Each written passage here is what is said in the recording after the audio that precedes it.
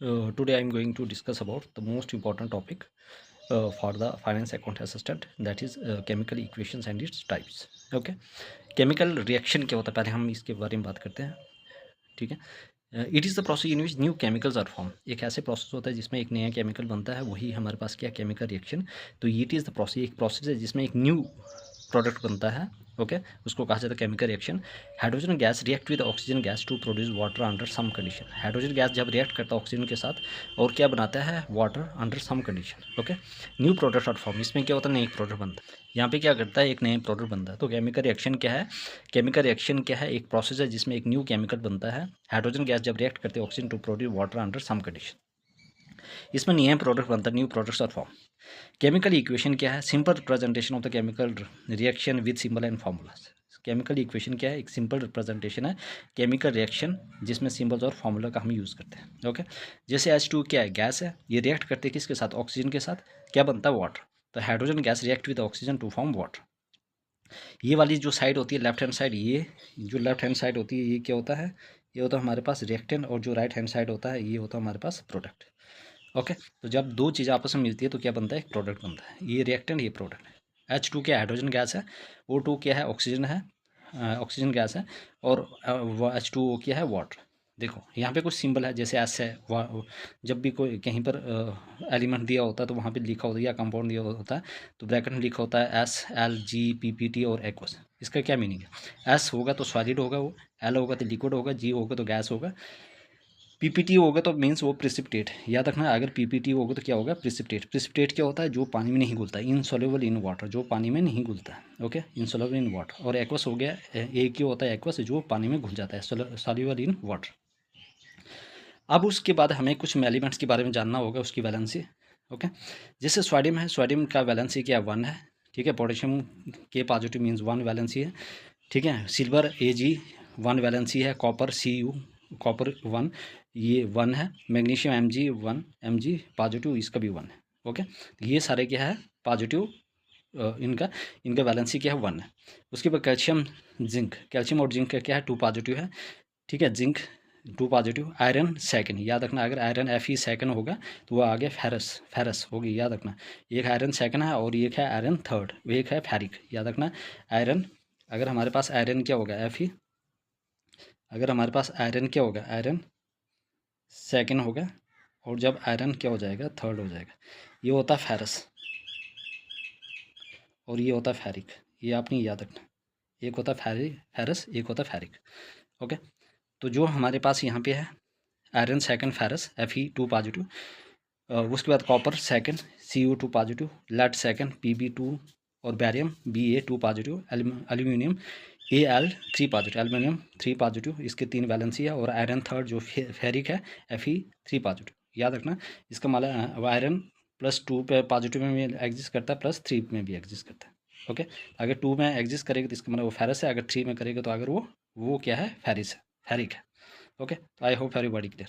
Now move to the next page. इन हाउस और भी है हाइड्रोजन, जैसे इसका वैलेंसी H पॉजिटिव, एक है H positive. Hydride H negative. Chloride, bromide और आयोडाइड, ये क्या है, ये हेलोजन है, ये पी ब्लॉक के एलिमेंट हेलोजन है. इनका नेगेटिव चार्ज होता है, Cl negative, Br negative, I negative, means ये इलेक्ट्रॉन रिच स्पीशीज होती है. ऑक्सीजन, ऑक्साइड O2 नेगेटिव में, सल्फाइड H2 नेगेटिव में. याद रखना, ऑक्साइड और सल्फाइड O2 नेगेटिव और H2 नेगेटिव में एग्जिस्ट करता है. और नाइट्रेट, नाइट्राइड, ठीक है, नाइट्राइड हो गया N3 नेगेटिव. याद रखना, नाइट्राइड किस में एग्जिस्ट करता है, N, इसके 3 नेगेटिव वैलेंसी होती है. ओके, उसके बाद अमोनियम NH4 पॉजिटिव. याद रखना, अमोनियम NH4 पॉजिटिव, NH4 होगा तो पॉजिटिव होगा तो ammonium. Hydroxide OH negative. Nitrate NO3 negative. याद रखना, NO3 nitrate, nitride NO3 negative, N3 negative, nitride और नाइट्रेट. याद रखना, इसमें कन्फ्यूजन मत होना, ये नाइट्राइड है N3 नेगेटिव, और ये नाइट्रेट है, ठीक है, NO3 negative. Hydrogen carbonate HCO3 negative. Hydrogen carbonate क्या है, HCO3 नेगेटिव, और carbonate CO3 negative, CO3 negative. Sulphide SO3 negative, sulphide क्या है, SO3, और सल्फेट SO4 नेगेटिव. सल्फाइड और सल्फेट, सल्फाइड और सल्फेट. सल्फाइड होता है SO3 नेगेटिव और सल्फेट SO4 नेगेटिव. और फॉस्फेट होता है PO4 नेगेटिव. फॉस्फेट क्या होता है, फॉस्फेट होता है PO4 फॉस्फेट क्या होता है PO4 3 नेगेटिव। ओके, उसके बाद आगे नेक्स्ट है sodium chloride NaCl, Na positive और Cl नेगेटिव। देखो इन दोनों के ऊपर क्या चार्ज सेम है, N पॉजिटिव और Cl नेगेटिव, इसका मतलब दोनों क्या न्यूट्रल है, तो NaCl लिख लेंगे। अमोनियम क्लोराइड Al के ऊपर कितना चार्ज है, Cl3 है ना, मतलब कि Al अमोनियम के ऊपर कितना चार्ज होता है 3 पॉजिटिव, मतलब 3 बैलेंस, और क्लोरीन के पास -1। देखो बैलेंस नहीं है, तो हम बैलेंस करने के लिए क्या करेंगे, इसका जो चार्ज है 3 पॉजिटिव ये इसके नीचे लिख लेंगे, और इसका इसके 1 अंडरस्टूड है तो हम लिखते नहीं है। ओके, उसके बाद ferrous sulphate, ferrous means Fe2 positive, जब फेरस आयरन सेकंड में होगा, और सल्फेट SO4 2 नेगेटिव। देखो पॉजिटिव और नेगेटिव दोनों न्यूट्रल है, तो SO4 सीधा। ओके, इसमें करने की जरूरत नहीं। लेड नाइट्रेट, उसके बाद आएगा लेड नाइट्रेट, कौन सा आ गया, lead nitrate Pb2 positive. Lead nitrate में क्या आ गया, Pb2 पॉजिटिव, और ये आ गया nitrate NO3 negative, Pb2 positive NO3 negative. तो यहाँ पे क्या आ गया, देखो ये भी बैलेंस नहीं है, तो ये इसके नीचे आएगा, और ये ठीक है, तो ये आ गया Pb और NO3 होल ट्वाइस। ठीक है, तो ये इसके नीचे आ जाएगा। ओके, ये आपने याद रखना, इंपॉर्टेंट है। No move next. अब सबसे इंपॉर्टेंट है हाउ ये chemical equation should be balance. ठीक है, balanced chemical equation, number of atoms of each element in a chemical equation should be same on left and right hand side. याद रखना, जो number of atoms है हर एक element का chemical equation में, वो क्या होना चाहिए, सेम होना चाहिए लेफ्ट और राइट हैंड साइड में। तो number of atoms of each element, मतलब हर एक एलिमेंट का जो एटम है वो क्या होना चाहिए, सेम होना चाहिए left and right hand side में। Total mass of the reactant should be equal to total mass of the product. Total mass of reactant है वो इक्वल होना चाहिए किसके बराबर, total mass of the product. याद रखना, total mass of the product. Law of conservation of mass क्या होता है, mass can neither be created not be destroyed under ordinary condition. ना मास ना तो हम क्रिएट कर सकते, ना तो डिस्ट्रॉय कर सकते अंडर ऑर्डिनरी कंडीशन। याद रखना, क्यों करना चाहिए, इसलिए करना चाहिए कि भाई लॉ ऑफ कंजर्वेशन को फॉलो करना चाहिए। ओके, तो ना तो मास क्रिएट होगा ना तो डिस्ट्रॉयड, इसलिए हमें बैलेंस केमिकल इक्वेशन को बैलेंस करना पड़ता है। देखो अब कैसे करेंगे, मेटल्स, नॉन मेटल, ऑक्सीजन और हाइड्रोजन। ओके, पहले हम क्या करेंगे, किसको बैलेंस करेंगे, मेटल्स को, जैसे potassium, sodium, silver, copper, magnesium, zinc, calcium, iron, aluminium, manganese, lead और बेरियम। ओके, याद रखना, potassium, sodium, silver, copper, magnesium, zinc, calcium, iron, aluminium, manganese, lead और बेरियम। और नॉन मेटल के chlorine, bromine, sulphur, nitrogen, carbon, phosphorus. Chlorine, bromine, sulphur, nitrogen, carbon, phosphorus. और फिर उसके बाद ये अगर मेटल और नॉन मेटल को जब आप बैलेंस कर दोगे, फिर उसके ऑक्सीजन की बारी, फिर हाइड्रोजन में, अगर कहीं पर आता है फिर आपने सिस्टम को, प्रोसेस को रिपीट करना। ओके, अब जैसे यहाँ पे है, यहाँ पे क्या है, आयरन। ठीक है, ये वाला ये मैं पहले करवा चुका हूँ। ठीक है, अब यहाँ पे क्या है, जैसे हमारे पास क्या था पहले, मेटल्स। ठीक है, इसको मैं अभी ये करता हूँ। ठीक है, इसको भी रहने दो, इसको भी। देखो हमारे पास कितने आयरन थे पहले, मेटल कौन से, इसमें आयरन है, और आयरन यहाँ पे कितने हैं, 3। आयरन कितना है यहाँ पे, 3। तो हम क्या करेंगे, मैं क्या करूँगी, यहाँ पे आयरन कितना है, आयरन कितना था, इधर भी आयरन है, ये मेटल है दोनों, ये और ये क्या मेटल है, यहाँ पे 3 है, यहाँ पे 1 है। तो मैं क्या करूँगी, इसको 3 से मल्टीप्लाई कर दूँ। ओके, अब आयरन 3 हो गए। उसके बाद हम देखते हैं, मैं देखता हूँ यहाँ पे ऑक्सीजन यहाँ पे 1 है, यहाँ पे कितने 4, तो 4 है, और यहाँ पे 1। तो यहाँ पे मैं क्या करूँगा, 4 से मल्टीप्लाई करूँ। देखो अब 4 ऑक्सीजन हो गया, यहाँ पे भी 4 ऑक्सीजन हो गया। ओके, अब आगे हाइड्रोजन की बात। देखो हाइड्रोजन यहाँ पे कितने हैं, 2, और यहाँ पे क्या है, 4 2 8, 8 है, तो यहाँ पे 2 है, तो मुझे किससे मल्टीप्लाई करना पड़ेगा, 4 से। अब ये बैलेंस केमिकल इक्वेशन। नेक्स्ट, अब यहाँ पे देख लो, यहाँ पे क्या है, यहाँ पे जैसे हमारे पास Al2O3 है और HCl है, और ट्वाइस ऑफ AlCl3 है, और वाटर पे क्या है, Al2O3 HCl है, ट्वाइस ऑफ AlCl3 और वाटर। देखो Al2O3 है, देखो यहाँ पे क्या अल्मोनियम है, ये क्या मेटल है, और यहाँ पे क्या अल्मोनियम है, ये भी मेटल है।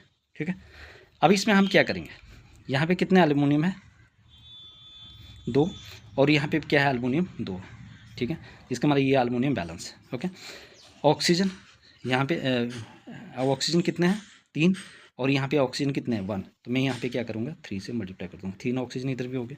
उसके बाद आता है हमारे पास क्लोरीन। ठीक है, क्लोरीन मतलब कि हम इसमें क्या करते हैं, हाइड्रोजन कितना है यहाँ पे। ठीक है, उसके बाद हम क्या करते हैं, क्लोरीन।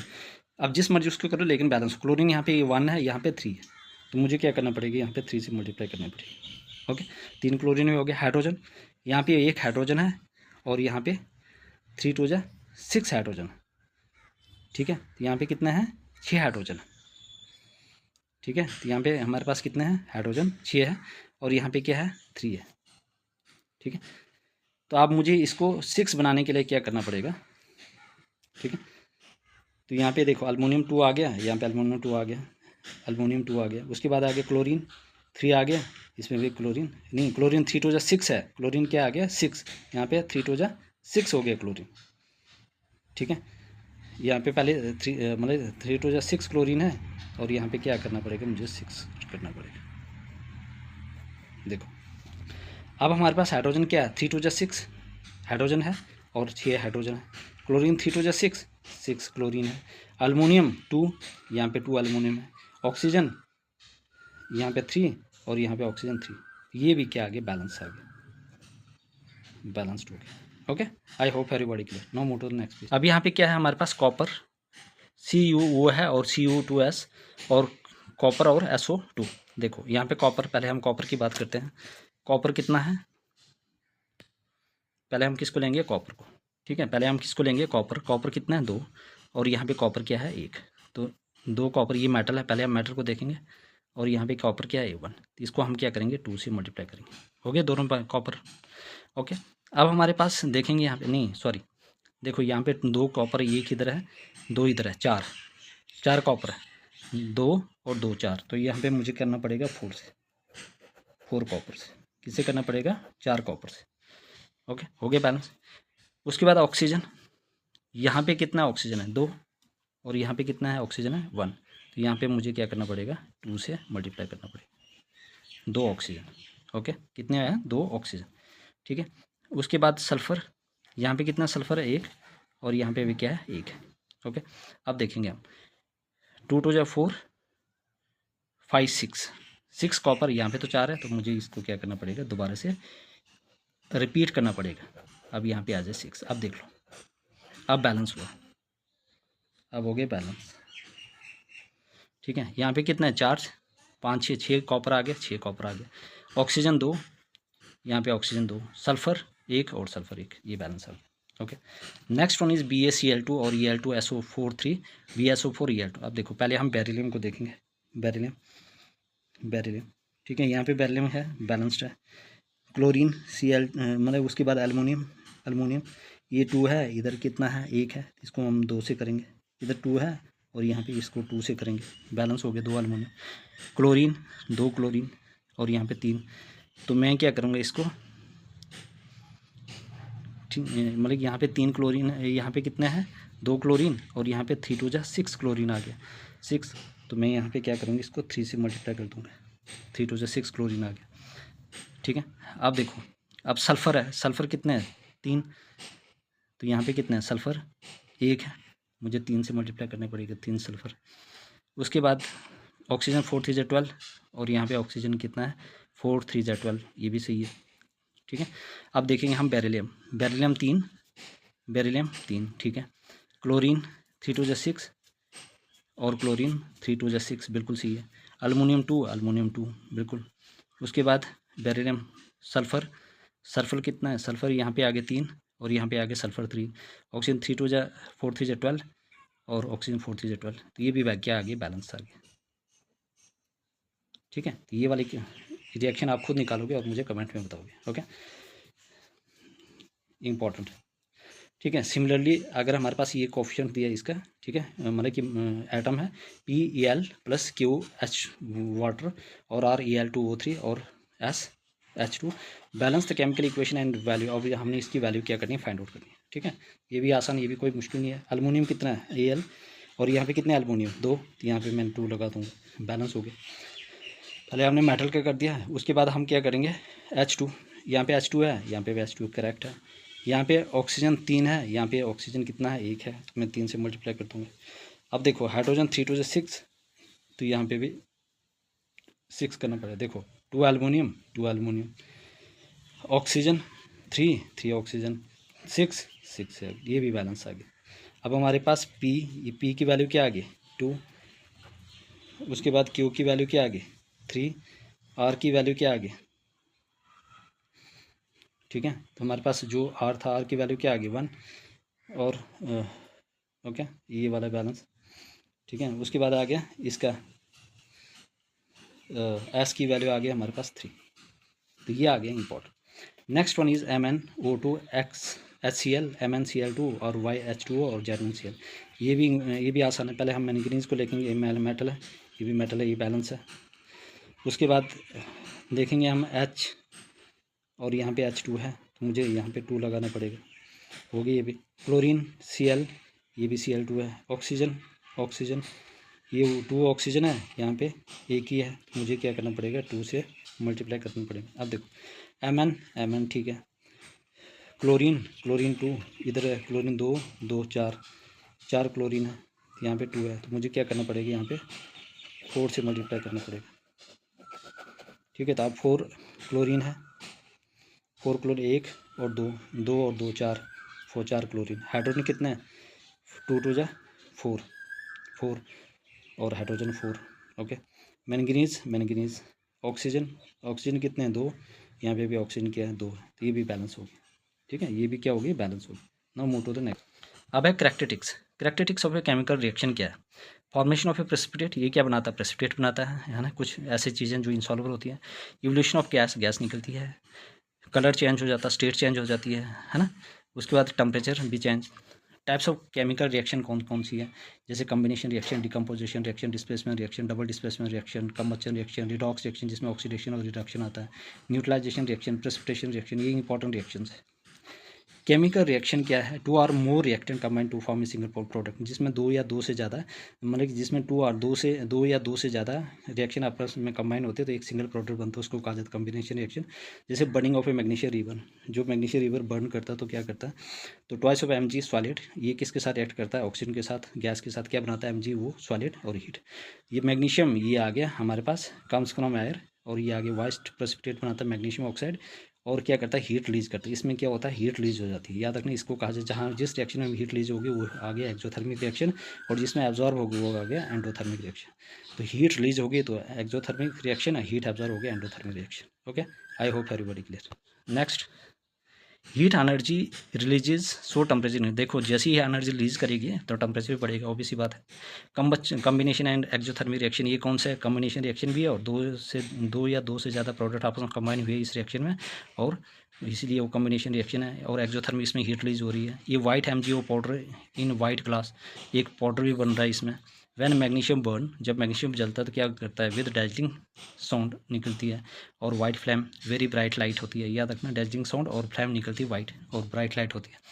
वी रब मैग्नीशियम विद सैंड पेपर, हम क्या करते हैं, जब मैग्नीशियम को क्या करते हैं, सैंड पेपर के साथ क्या करते हैं, रब करते हैं, क्यों, क्योंकि because to remove any layer of magnesium oxide already present on magnesium layer, कि ताकि इसके ऊपर पहले से मैग्नीशियम लेयर न बनी हो, है ना। तो इसलिए हम पहले क्या करते हैं, इसको रब करते हैं, कि ताकि इसके ऊपर कोई मैग्नीशियम ऑक्साइड की लेयर न बनी हो, इसलिए हम क्या करते हैं, उसको रब करते हैं। ये कंसेप्चुअल है।